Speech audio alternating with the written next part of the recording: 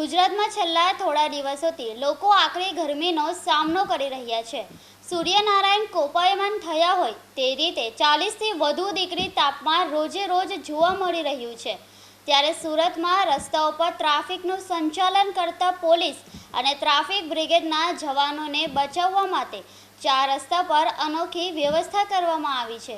Heat વેવની સ્થિતિમાં છાંયો મળી રહે તે માટે ગ્રીન મંડપ ઊભા કરવામાં આવ્યા છે, જેના કારણે બપોરના તડકામાં જવાનો ત્યાં વિશ્રામ કરી શકે અને ઠંડકનો અનુભવ કરે તે પ્રકારની વ્યવસ્થા કરવામાં આવી છે।